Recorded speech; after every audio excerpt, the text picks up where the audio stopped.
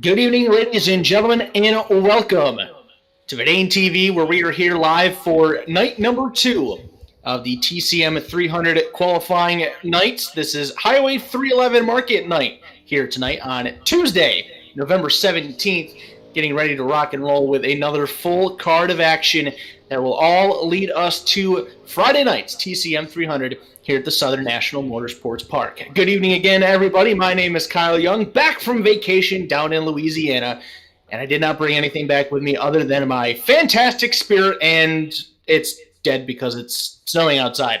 Joining me in the booth tonight, who can also attribute himself to the snow, sitting right next to me is Mike James, and of course in our replay booth is none other than Paul Showtime Strickland Jr. Mike, Paul, how are we doing tonight, gentlemen? Oh, man, Grant, it's good to be back here in the Tim's Corner, special events. Took a bit of a break there over the summer. Got into some real racing here on the Rock. Got three NASCAR races in, but it was short-lived. We're back into the off-season here, so it's going to be an exciting week that we have here. We got 5 days of racing here, Kyle, and I believe you'll be with us right till Friday. Last night's action was over the top. Tonight we got 33 buy-in for the thing. We got 3 qualifiers. We're going to take 5 from each, and then a last chance qualifier. Doing really good down here in the production trailer. Pushing all the buttons here, Kyle. Great to have you back from vacation. Mike, great to have you back on Vidane TV over the summer. And looking forward to some qualifying races throughout the week. And the big show Friday night, we got Hall of Famer Dylan Langile coming back to Vidane TV. Hall of Famer. Wonder if he's listening, Paul.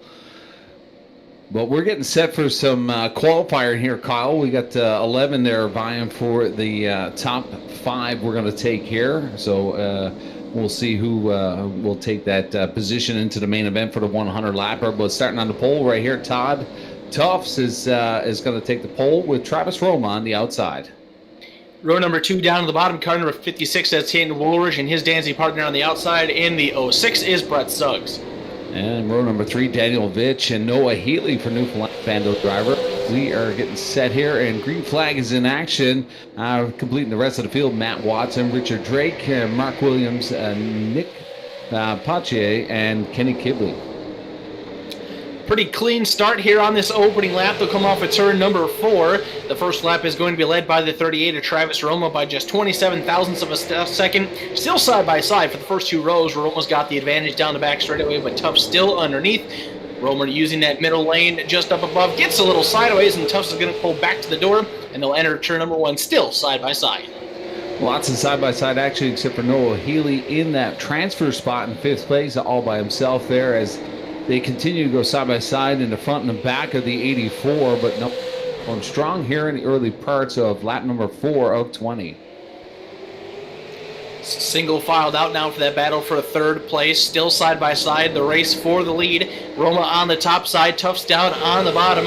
Neither of them giving up just quite yet. They are all still trying to brawl for position. Some more side-by-side action going on behind his single file out. This battle for the lead. Oh, we got one in the wall over there in turn number 2. It's the 141 of Richard Drake, but we're still green, Mike. Rational Richard Drake. Unfortunately, the caution is not going to come out for him. Lap 6, so he's going to go all the way to the tail here. Hopefully, he'll get into the last chance qualifier. Great racer from the 141, but continuing out front, Travis Roma still hanging out to the outside after 6 laps. The battle between him and the 72 of Todd Tufts. Tufts not given an inch here as they go side by side, door to door throughout this whole entire race. 7 laps completed. Travis Roma liking it on the outside. You're riding on board with 3rd place driver Brett Suggs in the number 33 machine. Oh, we got all sorts of cars stacked up and sideways. That's going to make things very interesting for that final transfer spot now as Daniel Vitch gets to the inside of Noah Healy for position number 5. Popsicle sticks in the air, 2 to go. Vitch and Healy nearly made contact going in. Now they do off of turn 2, side by side for the 5th and final transfer. Noah Healy into the side of the 29. But Noah Healy now sliding all the way to the back end, opening up the door for Daniel Vitch. But Healy now going all the way back to the 8th position, losing 3 or 4 spots here.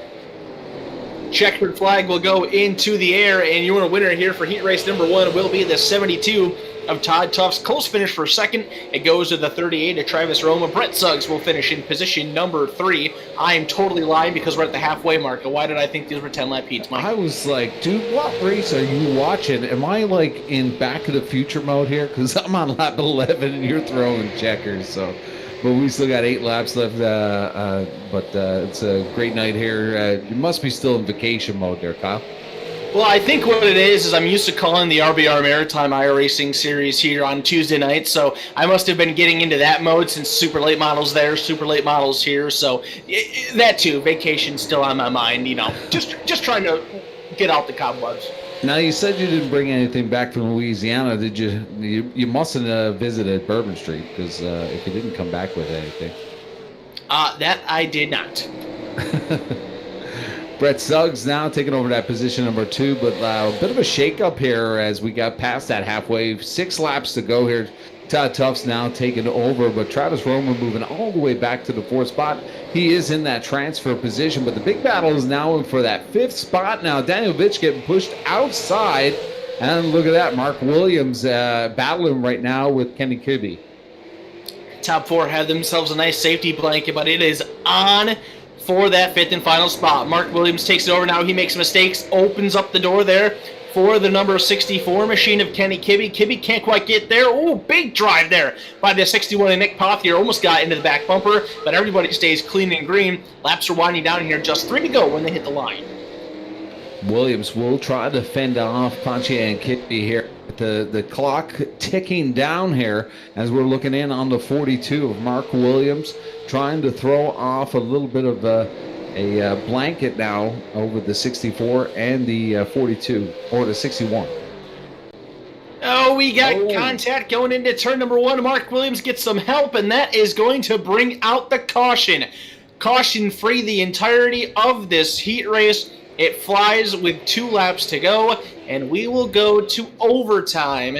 A green-white checkered finish incoming. Contact between the 64 and the 042 sends Mark Williams around. I would have to imagine that that's also going to put Kenny Kibbe out of position number 5, and he's going to have to go to the rear of the field to serve penalty for causing that caution. Snack time comes early. We're taking a look at a kick-ass beef jerky instant replay. We're going to focus in. We saw it happen in the 042, but we can see gets a little bit more than a little bit of help from the 64 as he was trying to dip on down low, gets into the quarter panel, and gets the back end of that car upset, and then big contact between the 61 and the 042. So a lot of damage in the front end of that machine. He's got 4 or 5 spots to try and make up to get back into that top 5, but it looks like we're going to be seeing Mark Williams in the last chance qualifier here, Kyle. I believe that you are correct in that assessment, Paul. Of course, anything can happen on this green-white checkered. We do have 5 attempts at it for these heat races, so if you're either Mark Williams or Kenny Kibbe, you're going to have to be hoping that something crazy happens and you can get yourself back up into contention. Kenny Kibbe does get sent to the end of the field for his involvement, so we're going to re-rack him and restack him here with just 2 laps to go to figure this one out. Mike, we've seen some great racing for that final transfer position. I can only imagine how intense this is going to be here on this final restart. Well, this is the first heat race. We got 2 more after this, and then the last chance, 35 laps on that one, but we're going to take 10 out of that 35. So the big thing is to keep an eye on the transfer position. Pache now having the advantage with that little bit of a mess up in the front of him with Mark Williams and Kenny Kibbe going to the rear. So we'll see here on the restart. Green flag back in action. It's all Todd Tuffs in the front with Brett Suggs to the outside. Into 3 and 4 they go, still side by side for the first 2 rows. The white flag will fly this time. I am correct in that one. 1 more lap around the Southern National Motorsports Park. Todd Tuffs clears his way around Brett Suggs for the race lead. Side by side going on for position number 4. They nearly made contact, but out of turn number 4, Todd Tuffs will complete a perfect heat race. He goes to victory lane. Brett Suggs will finish in position number 2. Tan Woolridge is 3rd. Travis Roma in 4th. And claiming that 5th and final transfer position is Nick Pothier in car number 61. Daniel Vitch, Richard Drake, Mark Williams, Kenny Kibbe, Noah Healy, and Matt Watson will all have to go through the last chance qualifier. Heat 1 is in the books. Heat 2 gridding up now. Yeah, those drivers that did not qualify will go to the Royal Rumble that we see here in the iRacing series. It always gets a little dirty at the end, but we are getting set for heat race number 2. And sitting on the pole is the 110 of Owen Marr, and he's got Aiden Christensen on the outside in the 124. Starting in position number 3, driving the Milwaukee number 114 ride, that is Tyler Reed, and outside of him in position number 4, he's got the Skull Bandit colors on that number 333 ride, that's Doug King. And look at that, the 67 Wade Craswell back in action. He's got Campbell Delaney on the outside in the 109. Starting in position number 7, driving the number 33 machine, a throwback to his grandfather. That is Tyler Hallahan. And on the outside in position number 8, the 22 machine of Brody Lewis. Hey, see, you were taking notes. And in the next row, the 9th position, Corey Burke in the 111. He's got Brandon Campbell in the 199 on the side. And completing the field, Kyle Casagrande on the backside. Just talking to him in the 69. I believe he runs up at Stafford Speedway, up in your neck of the woods, Paul. Yeah, him and his brother both run super late models at the Stafford Motor Speedway, my home track. But pace truck dips on down. We're going green. Well, he's got a lot of work to do, Kyle, from all the way to the back. But we get a clean start, and they would go right to single file. Now, in heat race number 1, we've seen a lot of side-by-side action for quite a few laps. These guys all have now gone into the freight train single file, but a lot of tangly situation going on there as our leader gets out of shape there, and now the rest of the field coming up around the 10 car. The Owen Marr sliding all the way back to the mid-pack. And now Owen Marr about to slide his way through 3 and 4. He gathers it back up. A terrible first 2 laps there for Owen Marr. Oh, more contact behind him. The 69 machine gets the shove. He spins around, faces the wrong way. No caution as of yet. He's trying to get it going again. That's Kyle Casagrande. He refires. We stay green. No caution flag to the 69 at Casagrande. Well, Casagrande is definitely cursing inside the cockpit of the simulator right now, as I don't think he's seen that coming. But he's going to try to get going. But the leaders are coming up onto the tail here. Aiden Christensen, your new leader in the 120. As well as Tyler Reed, your top 3 coming through. 5 laps complete, a quarter of the way through the first few laps that we have seen. Starting to calm down now after the wild drama there. Guys getting into a bit of a rhythm. Another one of the drivers that had a rough start, the 333 machine of Doug Kane. He got shoved way wide in the opening set of turns, and his 4th place starting spot, he is now all the way back in position number 10, well away from the lead group, and is struggling to keep up. Doesn't look like he's got much damage on that car, but something obviously not going the way that he needs it to at the moment. Well, still a lot of race left into this one with 12 laps to go, and I think late cautions in the heat race number 1, but the 10 now getting a little bumper to bumper with the 199. He's really battling that car right now. Owen Marr in that 10 car having some situation with the control of that car. Started on the pole, trying to get back into a qualifying position, and that's not necessarily the way to do it. Drives it deep into the 111. A Corey Burke knocks him sideways. They straighten it all out, but I think Burke, big trouble. Burke does find more trouble, as well as the 109 of Campbell Delaney. Delaney is upside down on his roof, and we go caution. He just came off the top rope like Jimmy Snuka. Most definitely. Snack time again. Kick-ass beef jerky instant replay. Man, we're going to, pardon me, we're going to back this up just a little bit. Looks like the 110 struggling with the handling on that race car. And we're going to pull up the replay. Nice. And we're going to see here the 110 gets into the quarter panel of the 111 car, gets them just a little bit squirrely. They kind of straighten it back out, but then you'll see the 111, the 109 tries to avoid the 111, goes up high, and does some kind of Tony Hawk trick going up on that outside wall. So 109 and the 111 going to end up, the 111 grabs the gear, he gets going. There you see Kyle Casagrande getting by in the number 69. Nice. And we'll see what these guys can do here in the last chance qualifying race tonight. That's a nice. See you for Kazakhstan.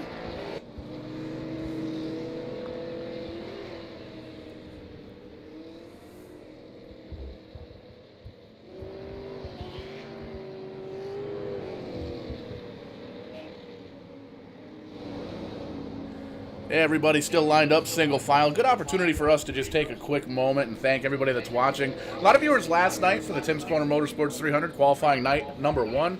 And a lot of repeat customers for number 2 here. We see a lot of folks in the Facebook chat, the YouTube chat, the Twitch, all that good stuff. Be sure to snap off a picture. If you got a viewing party going on, let us know where you're watching and join the conversation with hashtag Vidane TV. Yeah, I definitely want to see some pictures of the Tuesday night garage party. We're going to get a restart here. Kyle, 124.8. Wade Craswell, a bit of a mixed match from this heat race. 14 laps completed. Owen Maurer having a battle, but still sitting in that mid-pack and 6th position. But look at that, Brandon Campbell now at the transfer position of position number 5. Campbell Delaney looks like he's on pit road. I'm not sure if he will rejoin. Pace truck ducks down on the pit road. Here we go. Back to green flag we go with just 5 laps remaining here. Heat race number 2. A much more closer start than the initial start. Aiden Christensen rides away from the field now. Oh, we got more contact in the back. Great save by the 114. They're not quite gathered it up yet. A little more being and bang, but everybody figures it out. And we've got new cars inside the top 5. Owen Marr gets back in there. The 114 to Tyler Reed, barely hanging on. He gets collected by the 199 to Brandon Campbell. Campbell makes hard contact to the inside wall. Tyler Reed is around in 3 and 4, and the caution flag flies once again. Yeah, they're not going to let that one go. We were hoping to get right to the checkered flag there, but the 114 is around, and Campbell Delaney is done for the afternoon. Hopefully we'll see him back to the last chance qualifier. Another kick-ass beef jerky instant replay. We'll take a look. We're going to focus in on the 114 and the 199 as they got together just a little bit. And it looks like the 114, it almost looked like he threw a block, but he actually bounces off the wall there and gets into the 119 and gets him collected. So tough break for those 2 cars. They're done for the heat race, it looks like. We'll see what they can do in the LCQ. A lot of work ahead of these guys that are finding trouble in their heat races. Lots of cars trying to go for what I believe you got 25 cars starting tonight's feature event, so getting yourself behind early on, obviously not what you want to do, but they do still have one last opportunity to make tonight's big show. Well, the big thing for tonight compared to last night, qualifiers last night, tonight only 3 heat races, and then the big last chance qualifier with 10 going to the big show tonight. So those that are not going to make it from the heat race have a bit of a better chance here in the last chance qualifiers. We will be taking 10 in the LCQ. And the important thing to remember here, Mike, is that no, you may not make it through your heat race, but you still want to finish as well as you can in your heat for better starting position in that LCQ. If you can get a better start, maybe start inside that top 10, it's much easier to qualify when you're already there instead of having to try to work your way into a qualifying position from outside. Yeah.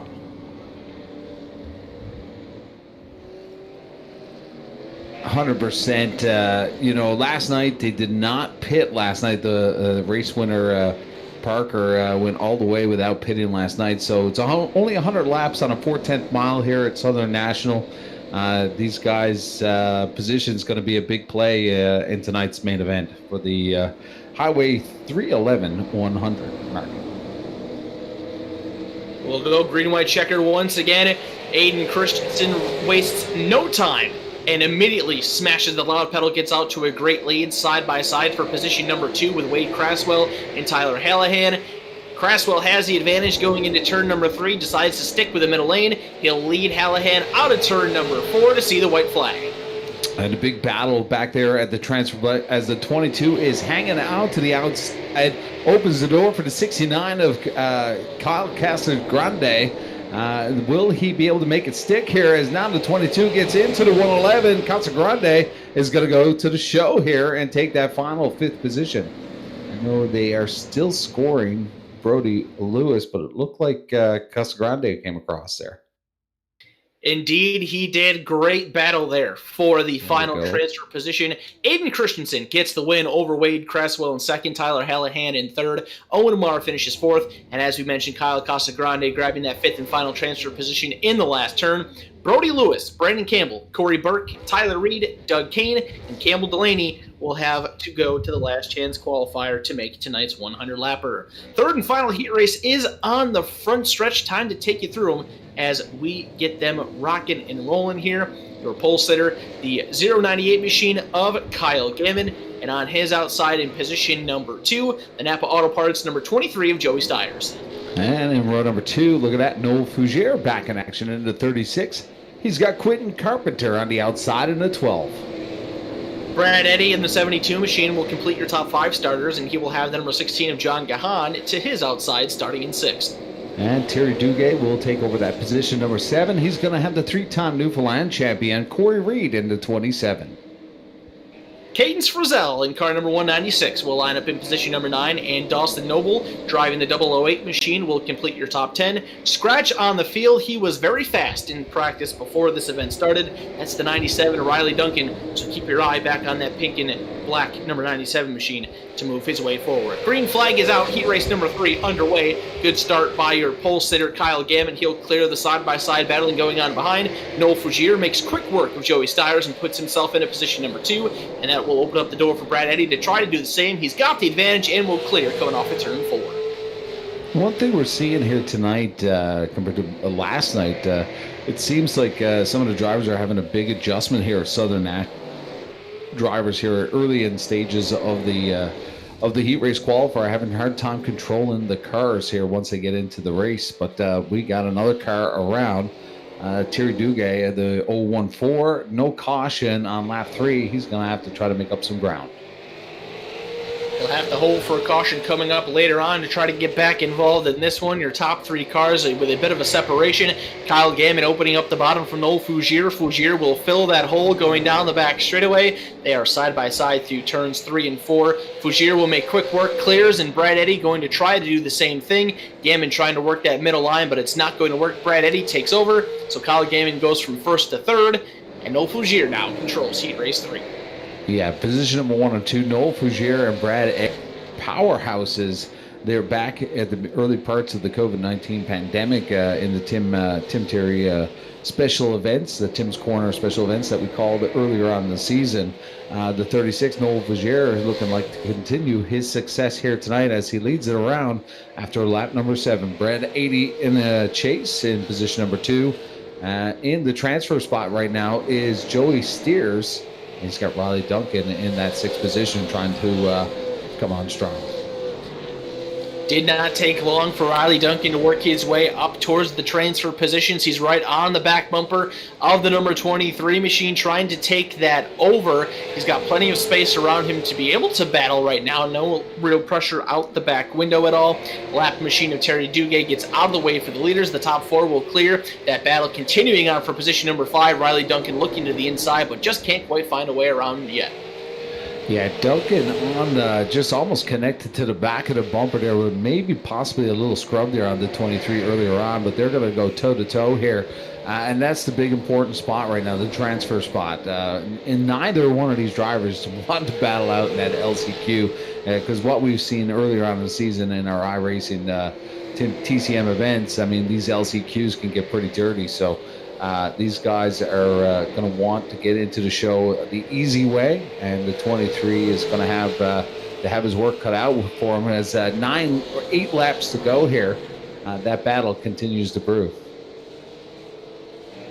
Checking things out at the front of the field now. It is still the 36 machine of Noel Fougere leading the way very marginally over the 72E machine of Brad Eddy. Those two are starting to pull away. Kyle Gammon in position number 3. John Gahan is 4th.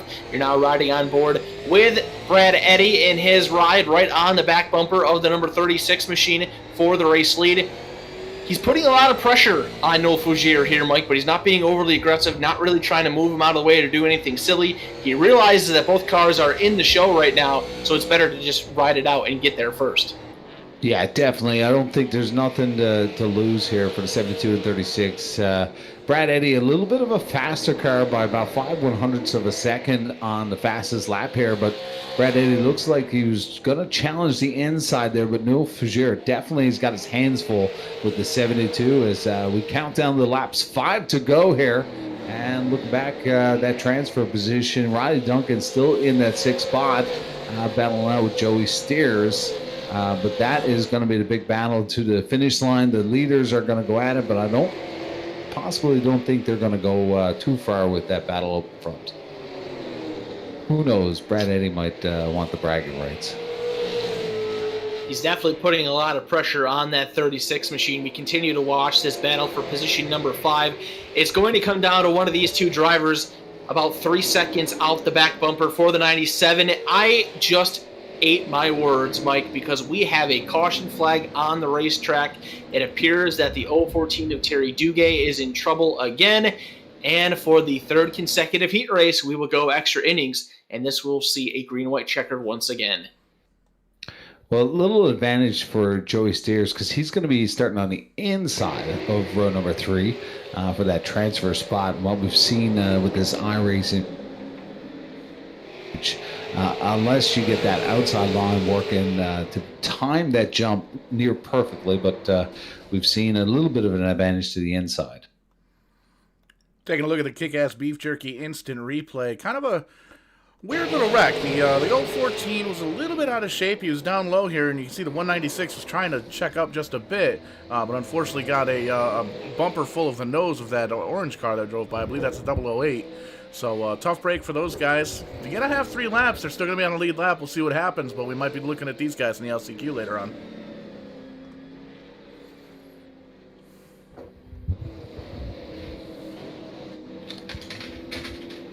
So the intensity ratchets up once again. All 3 heat races going to a green-white checkered finish. We've seen a lot of green flag action in these heat races, but the caution's coming out at just the right time to send things into overtime. I'll be interested to see what Brad Eddy can do on this outside here, Mike. He's been very strong. I think he may have a little bit of a better car than what Noel Fougere has, but as we see with all of these iRacing events, the control car on the restart means so much, and that's where Noel Fougere is right now on the inside of row 1. Yeah, for sure. And I mean, the Noel Fougere has been pretty good with these restarts, but I got a funny feeling we're going to see an advantage to the inside here, like I said earlier on this restart.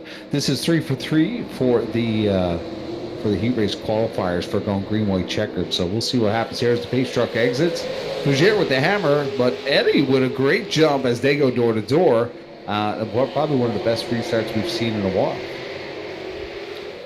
Eddy will drop down to the inside and back in line behind the 36. They are brawling for the 5th and final spot. John Gahan sideways and is into the outside wall. He loses 4th, and he gets into Riley Duncan. Boots Duncan up the racetrack, who had the 5th position, takes that spot back over. What do they do here in 3 and 4? Gahan wants more, looks to the inside, won't get it. Checkered flag flies. Noel Fougere hangs on to win it. Brad Eddy in 2nd, Kyle Gam in 3rd. Joey Steers is 4th, and John Gahan, after a wild green-white checker finish, fell outside coming to the white flag, got aggressive going into 1, and takes the 5th and final transfer position to move into tonight's Highway 311 Market 100. You're just so exciting, Kyle. Did you just pop a blood vessel? How can you not be watching that finish? Great short track action. That was pretty good. LCQ coming down the pipe here, and look at that. Daniel Vitch is going to be on the pole for this one. We are going to take the top 10 here, Kyle, and Brody Lewis will be on the outside of Vitch on that front row in the 22. Inside of row number 2, the 027 machine of Corey Reed. On the outside, starting in position number 4, is the 141 of Richard Drake. And in row number 3, position number 5, Brandon Campbell in the 199, and partner on the outside, Dawson Noble in the 008. Mark Williams is the driver behind the 042 machine. He will start in position number 7, and the 111 ride of Corey Burke will start in position number 8. And in row number 5, that is the transfer to 12 car of Quentin Carpenter. He's going to have the transfer spot there with Ken Kibbe in 00. Tyler Reed in the 114 lines up 11th, and Riley Duncan in the 97 will line up in position number 12. Noah Haley will be in the next row with Doug Kane. Caden Frizzell in the 196 will start in position number 15, and Matt Watson in the 127 will line up to his outside in 16th. And completing the final row there, Campbell Delaney in the 109. Terry Duguay is not showing up on the server right now in the 014. Not sure if he had some computer issues on that last heat race, but the 014, hopefully we'll see him back in action. He is still currently on pit road, but we are getting set for green flag as the pace truck gets set to exit. And we have the Royal Rumble coming up, Kyle. Top 10 going to the big show. The top 10 will make it. 18 are on the grid, and we've got our pole sitter sideways into one. Caution flag will fly. We've got cars all sorts of scattered in turn number 2. Daniel Vitch got a bumper from, I believe it was the 027 machine of Corey Reed. It sure was. They straightened things out, but there was more contact in the back with Noah Healy and Mark Williams getting turned around. I see the 64 of Kenny Kibbe also involved. All sorts of a mess right there, Paul. They didn't even get to turn 1.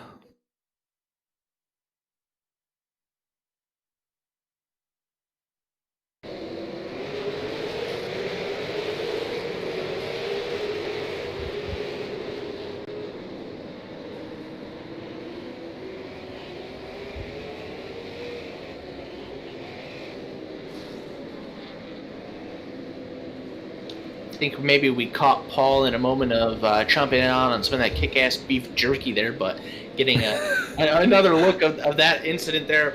Looks like Daniel Vitch, Corey Reed going to be sent to the tail for their involvement of the yellow. Of course, all Tim's Corner Motorsports events work on a no-fault caution system. If you are involved, you got to go to the tail. Now, it stinks to be in the position that Daniel Vitch was in there as the pole sitter, but the good thing for him, though, Mike, is that there is a little bit of extra time. 35 laps in this last chance consolation event. So he is in the back, but he's got plenty of time to work his way back up through, and he only has to gain 8 spots. Of course, you want to finish as best as you can to get a great start in the feature event, but right now the focus should be to just get to that 10th position. Yeah, and I don't think this is going to be our final caution here. In what we've seen past these TCM events, the LCQ, the gloves come off, and with those 10 spots, you know, these drivers are going to be really aggressive, I believe, in the final 15 laps here.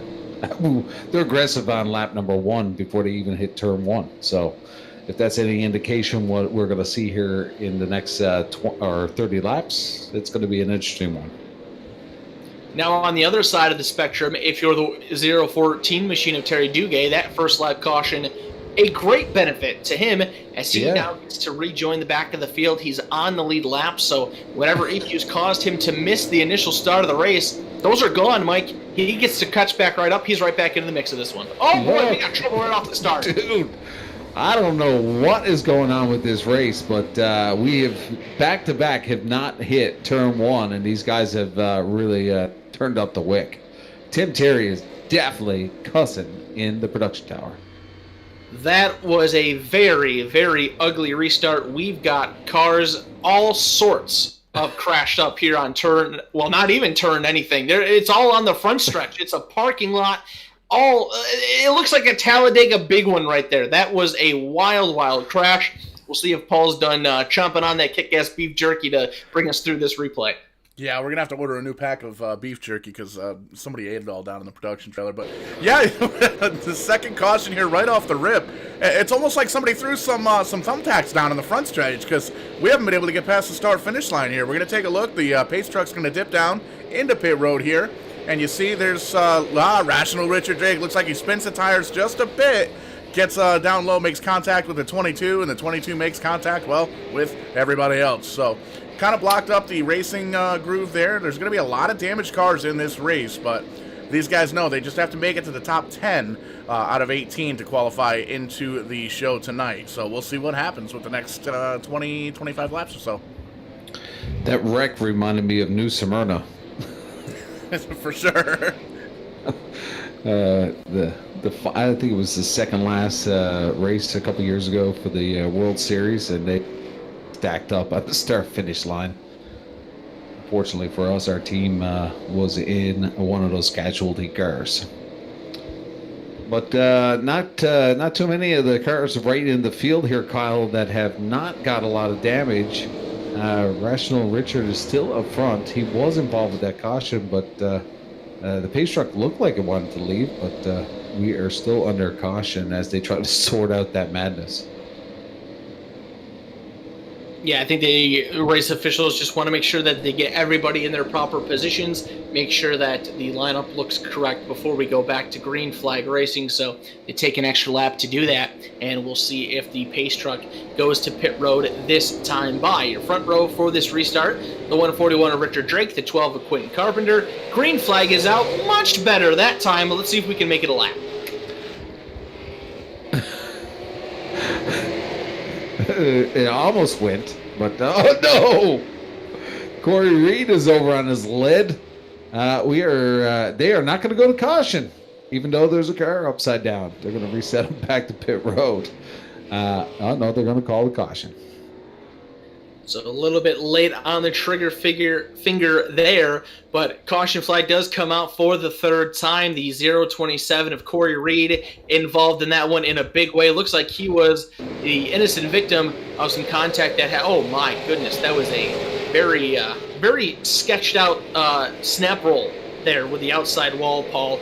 That's just one of those things you just have to kind of chalk up to the randomness of sim racing, I guess. Yeah, you get a little bit of grip on a certain couple of spots, and it just kind of flips you right over. It was kind of a little bit of a lazy roll back over onto his lid, and you can see that car's down on pit road. Corey Reed's going to be done here for the evening, but still Richard Drake up front. We're going to see what the issue is. You might very well see Tim Terry switch these guys over to single-file restarts coming up to see if these guys can get a couple of laps in. Now, we've seen that before. I think you learned that in, I think it was Orlando Speed World at the Winter Nationals. Well, Richard Drake will still be the leader here with the counting down under caution. 16 completed. I don't think we've gotten around a full lap yet, but 16 are gone. We're going to be almost to the cross flags here as they come around for lap number 17. 3 cautions. 11 caution laps, they say, 4 lead changes, and the fastest lap, 14.5 seconds. I don't know what's going on. I think they need to put some compound down there, like some drag racing compound, and try to get a little bit more tacky for these cars. Well, it could just be the increased aggressiveness for this last chance qualifier. This is it. This is your final opportunity to qualify for tonight's main event that will lead into the TCM 300 on Friday night. Of course, there is one more opportunity Thursday night. That's when everybody who hasn't been able to qualify through their preliminary event has one last opportunity to make the big show on Friday. You obviously don't want to get to either of those options, the last chance tonight or the last chance on Thursday. You want to go straight to the Friday show in tonight's event. So the pressure is on. The aggression is high. These guys want to get in, and they want to get in as soon as possible. Pace truck will exit, and Rational Richard is going to get the jump here. But look at that, man. They are just all topping on each other here as they come around 1 and 2. That is a lot of crossovers here. That is the 97 of Riley Duncan, but more contact about mid-pack there. A lot of aggression here at the mid-pack. And they're going to wreck up into the top of turn number 4, or turn 2. Caution flag stays in its holster, and now it is back into the air. Trouble for the 111 of Corey Burke. I think he had some help there from the 00 of Dawson Noble. I did see that 111 machine. He got a big old boot scooting boogie coming off of turn number 4. Got shoved way wide, and after that happened, he got collected. And I think there was somebody else that also spun out at turn number 2 there, Paul. So all kinds of things to look at there on that one. Boot, scoot, and boogie. Well, we know Kyle did go south for vacation, picked up some new terminology down there. Oh no, Brooks and Dunn. A little bit of terminology here. We got calamity in turn number 1. Lots of brakes.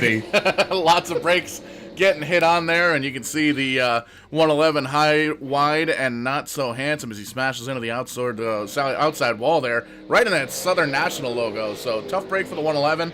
Definitely going to do some motor damage to that car. You can see he's actually dog walking it just a little bit. So there's a lot of things going wrong with that machine.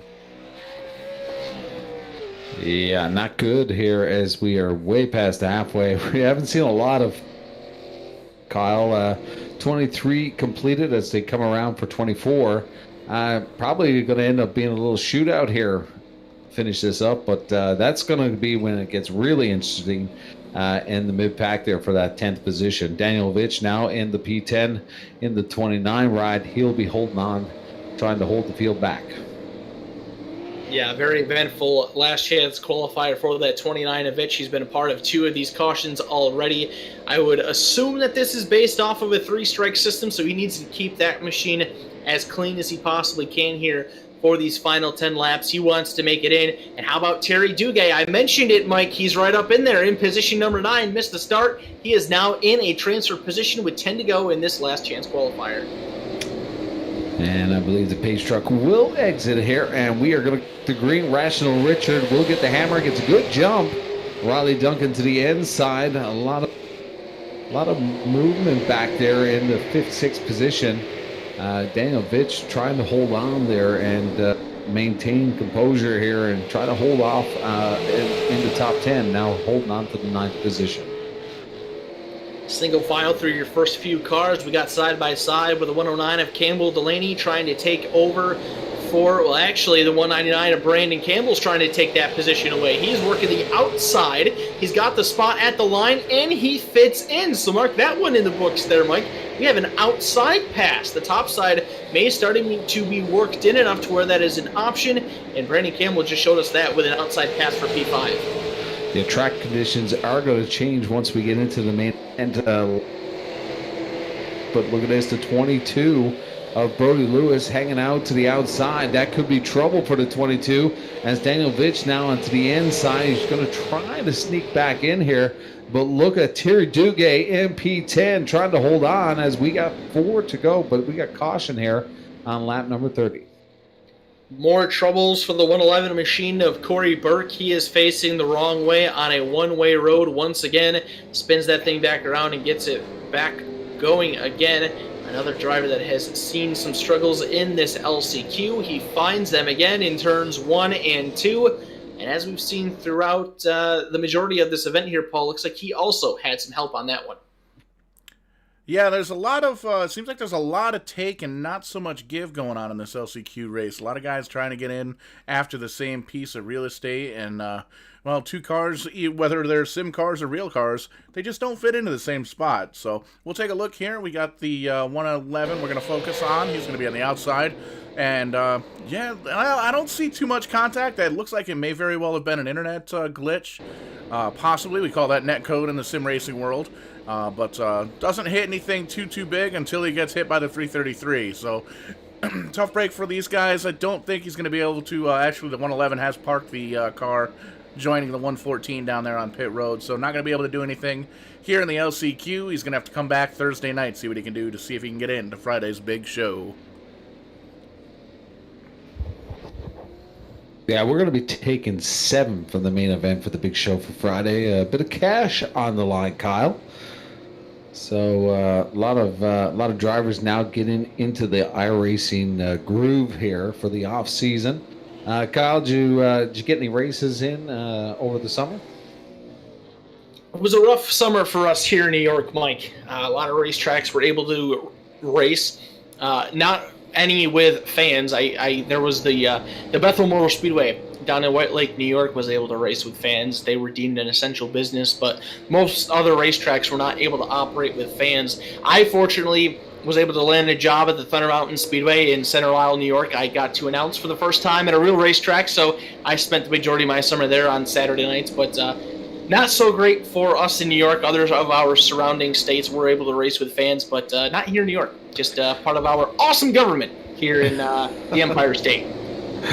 Well, up here in the Newfoundland on the Rock, we did get a couple races in, and we had a big sellout, 200 people. That's what we were allowed. So, Rational Richard back in action. It's going to be a 2-lap shootout here. Possibly another caution, maybe, as they are going to fight for that position number 10. Terry Duguay trying to hold on, but look at that, Noah Healy in the 84 coming on strong. The old lone soldier from Newfoundland trying to make a go here, but he is way out to the outside. He's going to try to want to make it stick here on the final lap. We are going to checkers, and it's going to be Richard Drake taking the win here in the LCQ, and they're wrecking behind. Sliding, spinning, 3 wide across the line. Checkered flag has flown. They're spinning after the line. We are done with the last chance qualifier. The win goes to Richard Drake in the 141. Riley Duncan from 12th finishes in second. He makes it on through. Third place finisher is Kenny Kibbe. Quentin Carpenter is fourth. Fifth place goes to Campbell Delaney. Mark Williams is sixth. Seventh place is Daniel Vitch. Brody Lewis in eighth. Brandon Campbell ninth. And the 10th and final position, making it into the Highway 311 Market 100 tonight, is the 127 of Matt Watson. The 8 drivers going home: Terry Duguay, Noah Healy, Dawson Noble, Doug Kane, Cadence Frizzell, Corey Burke, Corey Reed, and Tyler Reed. All 8 of those drivers will not race in tonight's 100-lapper. They will have one more opportunity on Thursday night to qualify for the TCM 300, but as for tonight is concerned, they are loaded up and headed home. Loaded up and trucking. Well, that Terry Duguay on the outside there. Thought he was going to make it in, but he is going to go home in that 11th position. So the field on the racetrack now for a quick warm-up session to get their final adjustments made, and we'll take advantage of that and chit-chat here with the man himself, Tim Terry. Tim, we're ready to go for 100 laps of racing. We've seen some very interesting stuff here tonight. What have things been like for you guys a couple doors down in the officiating booth? My night has gone better. Brent Roy's been doing a lot of our race control tonight, at least on the microphone side of things, talking to drivers. It's gone a little bit smoother, knock on wood. The LCQ was a little bit rough there, but when you're taking 10 and there's a few transfers that aren't moving on to the feature, you'll have that. I'm excited for this one. There's a lot of talent in this race, and we'll see who transfers on. Todd Tufts had a great qualifying effort. Aiden Christensen had a great qualifying effort as well. So looking forward to this. Want to thank Terry Nelson in the Highway 311 North River Market for coming on board. Terry just started his business this year through the COVID-19 pandemic. So if you're looking to do some local Christmas shopping, go visit his market. He's right on the corner of the 311 in North River, Lower Onslow area. So go out there and say hi and tell him that Tim's Corner sent you on in. Everybody will know him from crewing with the 67 car Dylan Blankhorn on the Pro Stock Tour and doing some demolitions. Great guy. Go out and see him and go support him. But we're getting ready to go racing here in just a few moments' time. This has been exciting so far, boys. This should be fun. Well, Facebook comments are pretty exciting right now. I just took a little break to have a peek in on Facebook, but a few fans at home a little disgruntled and getting into the action here for the TCM 300 311 market qualifying night number 2, boys.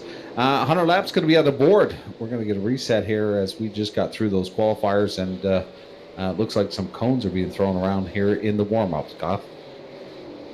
You got the drivers having fun with the pit commitment cones, knocking them around with some flying debris. Indeed it is. They reset on their own, so once they go back, you got to knock them over like John Gahan just did, going back into pits. Right on. A little warm-up here. Are we going to have... we're going to go straight into it, are we? Indeed we are. It is time for tonight's main event, the 100-lap feature event, where we will send the top 7 finishers into Friday night's TCM 300 here at the Southern National Motorsports Park, and of course right here on Vidane TV. Your front row, the winners of the first 2 heat races tonight, the 72 machine of Todd Tufts, he's your pole sitter, and the 124 of Aiden Christensen will line up to his outside in second. And in row number 2, the 36 of Noel Fougere. He's going to have the North Carolina native, the 06 of Brett Suggs in position number 4. Completing your top 5 starters in car number 67 is Wade Craswell, and starting in position number 6 in the 72E is Brad Eddy. And in row number 4, Tanton Woolridge in the 56 machine. He's going to have the 33 of Tyler Hallahan on the outside. Completing your top 10 starters in 9th, driving the 098 ride, is Kyle Gaiman, and Travis Roma in car number 38 will be that 10th place starter. And in the 11th position, Owen Marr will be at 110, and he's going to have Joey Steers as his side partner in the 23 machine. Nick Potier in position number 13. He will line that car up in the number 61 right there in 13th, the inside of row 7. And on his outside in the 69 is Kyle Casagrande starting 14th. And in the 15th position, John Gahan in the 16. He's got Rational Richard Drake in the 141 on the side. Riley Duncan's number 97 lines up 17th, and the 64 rather, of Kenny Kibbe is 18th. And in the 19th position, Quentin Carpenter, he's got Campbell Delaney in the 109 on the outside in position number 20. Mark Williams in 21st, Daniel Vitch 22nd, Brody Lewis 23rd, Brandon Campbell 24th, and Matt Watson, the 25th and final starter in tonight's 100-lap feature event. Paint's truck is on to pit road, green flag is out, and the Highway 311 Market 100 here for qualifying night number 2 of the TCM 300 is underway. Great start by the 72 of Todd Tufts. He clears to the early race lead. Travis Roma, a few rows back, gets collected into the outside wall. He keeps it in the right direction. Lap 1 in the books. Tufts leads it. Yeah, Noel Fugier and Brett Suggs managed to squeeze by there. They're on the inside now, snuck in, but Todd Tufts in control here after 2 laps here as they come around. But nice and tidy here in the early parts, not like we've seen in the LCQ. But the 69 of Casagrande getting pushed out. He's probably not too happy with that, but he's going to reset here and try to maintain composure. Just trying to find a way to squeeze in behind his fellow NEPS competitor Kenny Kibbe there in the 64 machine, but was not able to do so. Richard Drake will take that position away from him, and now Casagrande has a line to work with. Checking out here some of the other action throughout the middle of the field. Some more side-by-side just in front of them. The 109 of Campbell Delaney finds a hole in front of Kenny Kibbe. Good battle with the 16 of John Gahan and Joey Steers. Whoa, steers it sideways, gathers it back up, but not before he loses a spot to Riley Duncan in the 97. Oh, now he's around in 3 and 4. Ooh. A lot of action here, a lot of single file action actually. Early parts here, lap number 6, we're going to go to the kick-ass beef jerky. I believe that's what it's called, isn't it? Kick-ass? Kick-ass beef jerky, and it's not just a clever name. This stuff really does. We're allowed to say ass. We are, because they're a sponsor. They gave us money to do so. We're going to take a look at the first replay here of the main event of the evening. We're going to focus in that Napa number 23 car. Gets a little shot from the 103, kind of gets spun around. A little bit of a lazy spin. There's some contact. Driver's going low, trying to avoid. But he grabs the gears, spins her on around. He's able to get it pointed in the right direction and get going without losing a lap. So good news there for the 23 Napa car. Probably see him come down pit road, maybe put some tires on that thing and make sure the sheet metal's all straight. But so far, no harm, no real big foul in the back of the pack. It's a good thing you mentioned that, Paul. It is worth noting that these drivers have 1 extra set of tires in the pits. So you have the set of tires that you start this 100-lapper with and another one laying in the pits. Mike mentioned earlier that last night's feature winner, Josh Parker, did not come down to pit road at all last night. So we'll see if anybody decides to use that same strategy. I got to be honest, Mike, when I'm thinking about it myself, I would think that would probably be my mentality heading into this thing. 25 cars, you only take 7 into the big show tomorrow or on Friday night. Track position, I think, has been to be a very important factor in tonight's event, with some of these races being caution-filled. If that is how this main event goes here, your track position is going to be important, and you may not even really need to think about that set of tires that's in the pits.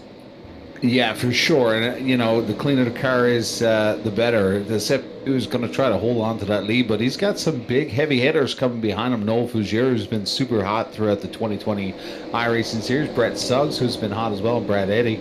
But a lot of stout drivers here as the pace truck exits. We are back to green, but Todd Tufts has been not delaying at all. As soon as that pace truck is out of the way, he's hammered down, and he's going to take control. But huge battle right now for the position number 3 is Brad Eddy on the outside of Brett Suggs.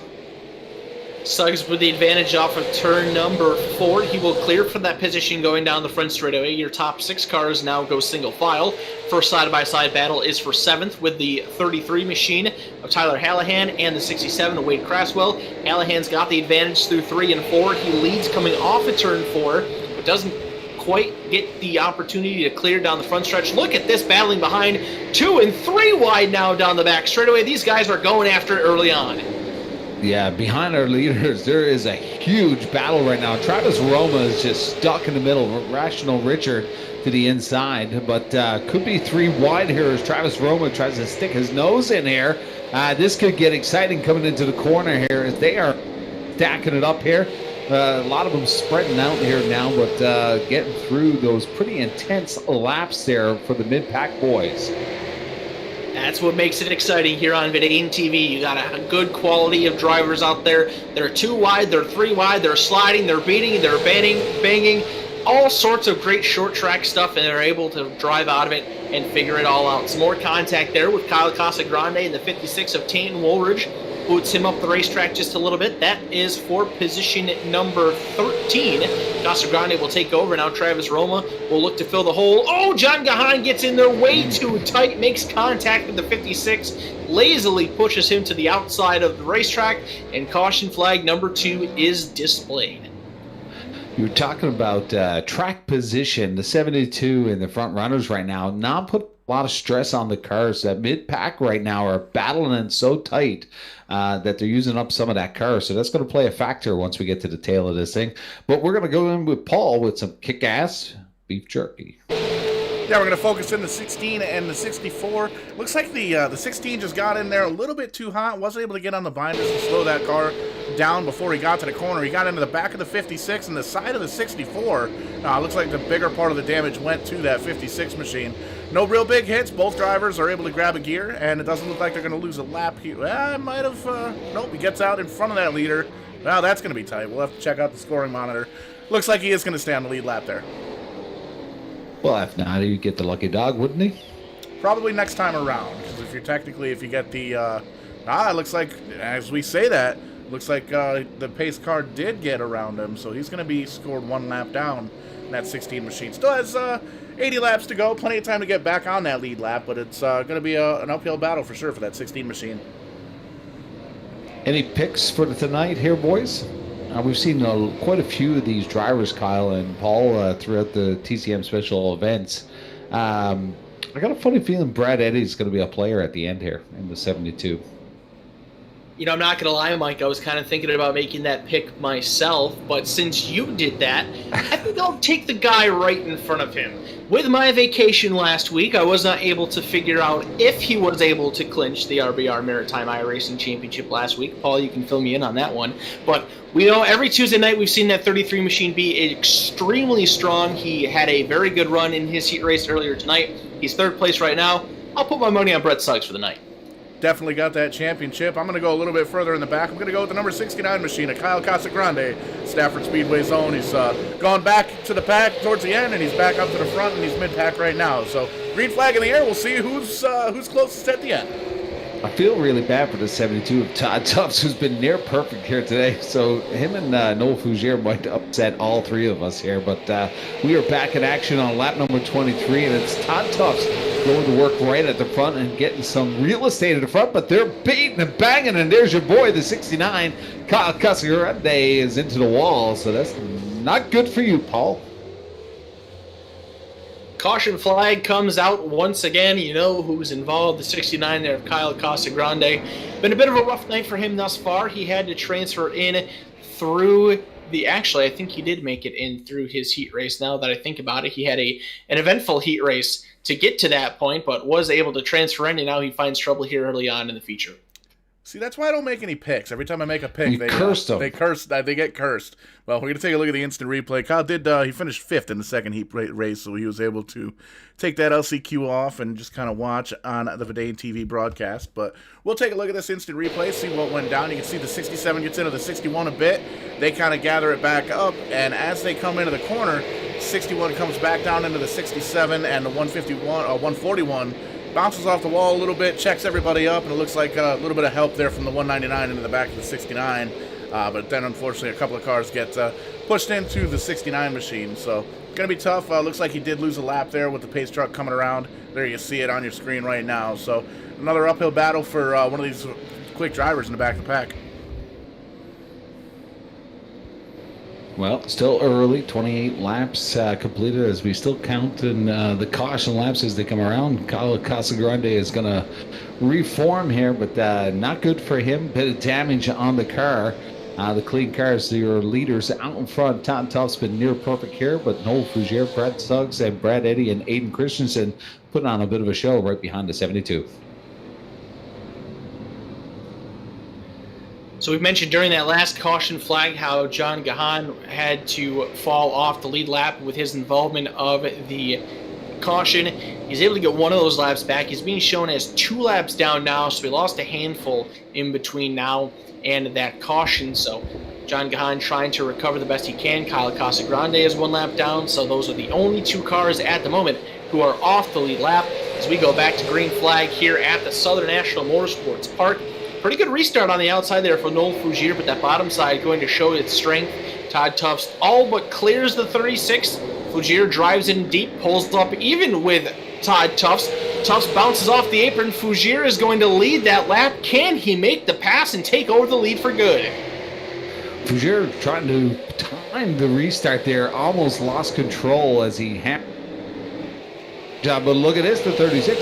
Noel Fougere is your new leader as that restart for the 36 really worked out for him on the outside as, Todd Tufts has been showing his card all night, a restart as soon as the pace car is out of the way. But we got, look at that, Brett Suggs up into the wall. Not good for your pick.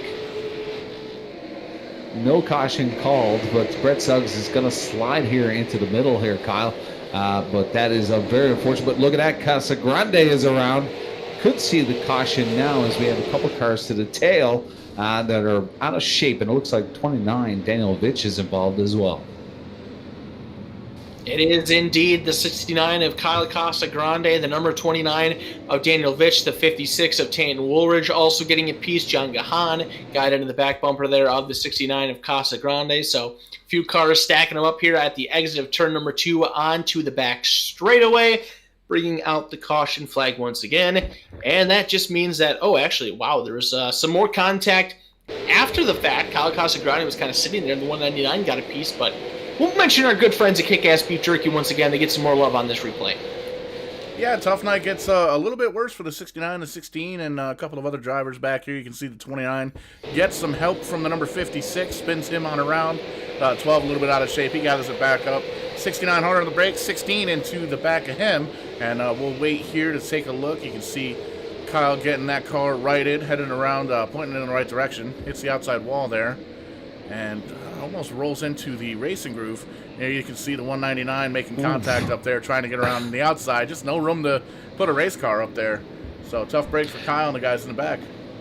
We all said that we're betting $1,000 on this race tonight. That was what the deal was, right? I don't remember anything close to those words coming out of my mouth. Bill it to Tim Terry. It was in your Facebook chat. Didn't you pick that up? I see no Facebook chat either. Okay. I don't like liars, Mike. I do not like liars. Lawyers? You don't like lawyers? Don't like them either.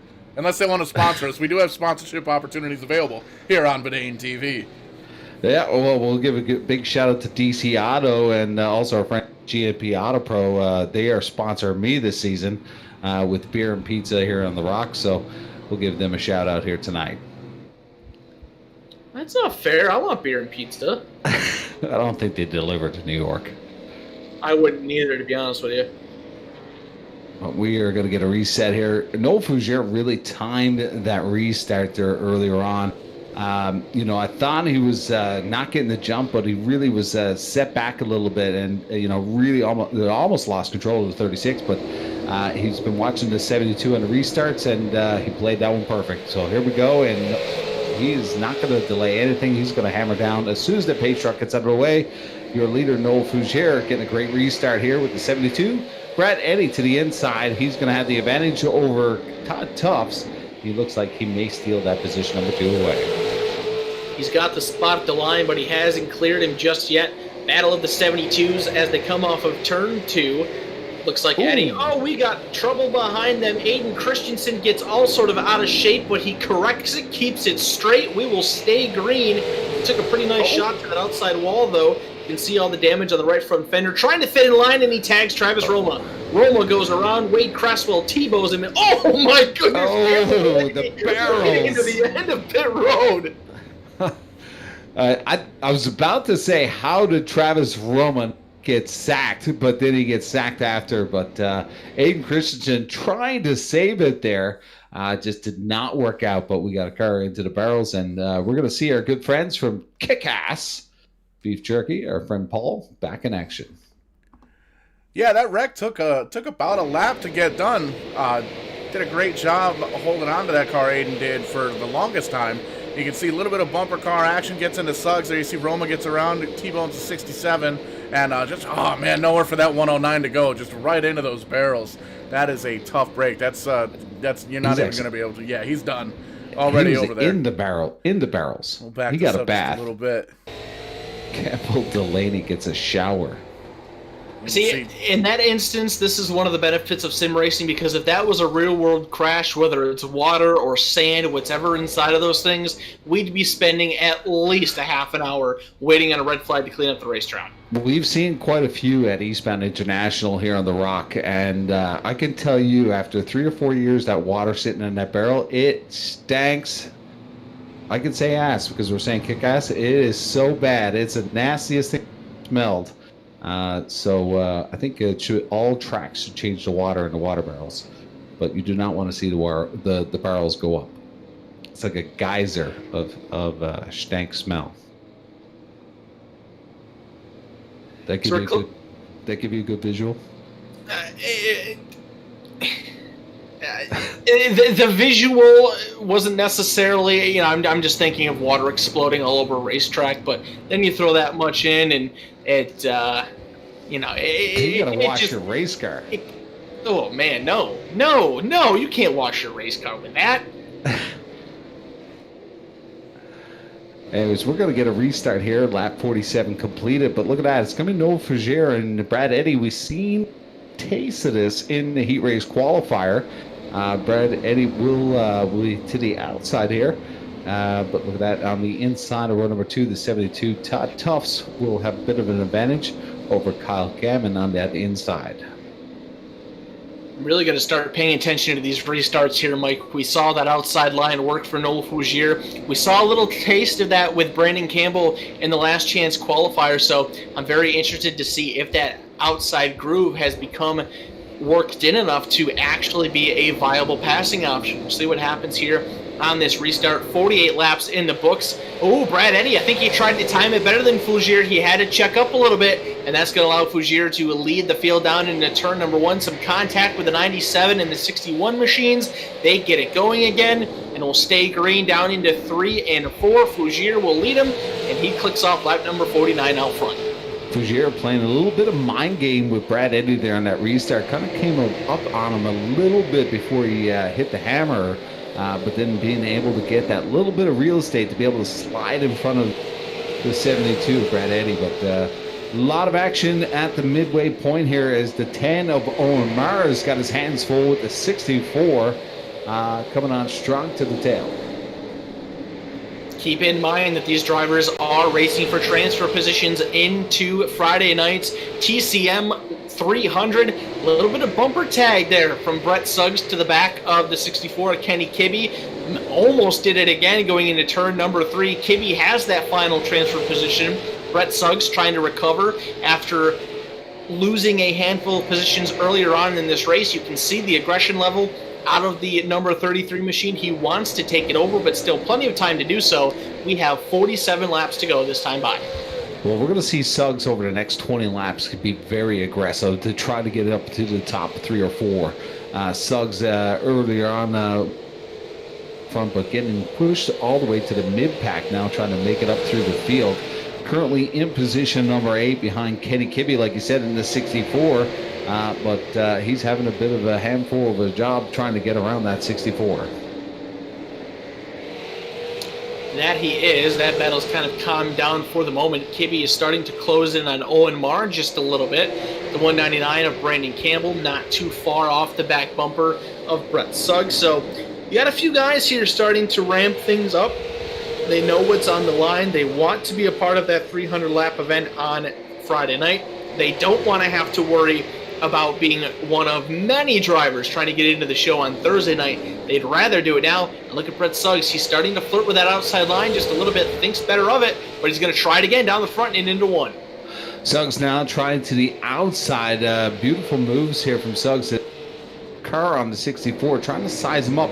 He's going to throw it to the outside. That is the lane he's going to choose to try to get around the 64. And it looks like he's going to make it stick here as he throws it into the corner now. They go toe-to-toe, door-to-door. The 64 and 33 turning up the wick. Side by side for position number 7, the final transfer spot. Look out, lap traffic. Kyle Casagrande going to play a factor here. Brett Suggs just about clear. He is clear of Kenny Kibbe. Can't drop down low. He doesn't care. He'll work right to the outside of Owen Marr and try to make it a twofer. Brandon Campbell saw that move. He is on the outside line trying to do the exact same thing. That outside line is there, and we've got a very racy racetrack here in these final 40 laps. You know, this kind of reminds me of Mike Alexander Williams. But Alexander was great on the outside, really trying to pinch the car down low and being able to cut off that apex. We just didn't see that with the 33, but the 33 falling back behind Owen Marr. And we got contact with the 199. Suggs getting the clear of it, but the 199 high into the wall. Cautions thrown on lap 63. What a shame for the 199 of Brandon Campbell. We saw throughout those last lap or two there, those guys started beating and banging. They were pushing and shoving. And unfortunately for Brandon Campbell, the shoving just got a little bit too much for him to handle. And he goes around. He was right there racing for that transfer position for Friday night's main event. Now he's got a lot of work to do in these final 35 laps or so once we go back to green. Yeah, a little sandwich there, the 199. No, the bologna in the sandwich, I guess. Paul? Yeah, the bologna in the sandwich, and the bologna got loose and fell down, it looks like. We'll take a look. We're going to back it up a whole lap here because you can see great racing between these 5 drivers. Brett Suggs gets a little bit loose, no harm, no foul, collects it, points it right in the same direction, and then you can see these guys are just kind of bouncing off of each other's door, and you can see right here, 199 tries to get in the center there. Man, it's just not even really room for 2 cars there, but luckily it was just kind of a lazy spin on the outside, no big hit, grabs a gear, gets her spun around, pointed in the right direction, doesn't lose a lap, so going to be hard to make up that track position, but no damage to the race car, so that's definitely good news for the 199. Still lots of play here. 43 laps, I believe, will be in effect once we get back into the race. 66 now on the board as the pace truck brings around single file. As they relight them, Brett Suggs on pit road, so he looks like he's going to check in. And so we had quite a few competitors there on pit road, Kyle. Remember, we mentioned it earlier that there is a set of tires laying in the pits for these guys. If you're someone running in the mid-pack, you think you might need a little bit of an extra advantage to try to get yourself qualified for the TCM 300, now is the time to do it. We're beyond the halfway mark. You've got nothing to lose if you're running mid-pack. You're not going to make it in there running there anyway. So you might as well go for it. Slap those tires on, see if you can work your way through the field and make something happen here in the late go. It looks like the lights are off on top of the iRACING pace truck. Looks like we will go back to green flag racing with 32 laps to go. And now the 98 of Kyle Gammon will be on the inside of position number 3. Got the advantage on the 72. We'll see the restart here. There's no Frazier with the hammer. Does not hesitate this time. They are going to go off to the races. A little drag race between Brad Eddy and the 36. The 72, Brad Eddy hanging it out there. We've seen in the qualifier, Frazier trying to chop him up to the top here, pin him, but look at this move. The 72 crossing over. Now looking at the advantage, trying to take over the lead here from the 36. But Frazier coming back strong. We have a huge battle for the lead. Want to make mention of it here, Mike. The 97. Oh, no, that's the wrong time to mention it. He gets into the back of the 72 at Todd Tufts and spins him around. I was just going to make mention of how well Riley Duncan had worked his way up through the field after having to go through the last chance qualifier. He spins Todd Tufts around out of turn 4, and all of that work goes for naught. He's going to have to go to the back of the field for that one. Brutal, brutal, brutal. We're going to see our good friend from Kick-Ass Beef Jerky, Paul. We're going to have to see if those guys deliver to Canada and see if we can't get you a bag of Kick-Ass Beef Jerky, because, man, I got to tell you. I'm going to be the new spokesperson. Absolutely. I wonder if they make bologna. They might. We'll have to see if they got some Kick-Ass bologna. But there you see it. You saw Kyle made the call. Riley Duncan into the back of the 72 and the 23 into the 72 as well. So that's a real tough break for the number 72 car. See what I did there? Don't fire me. Wow.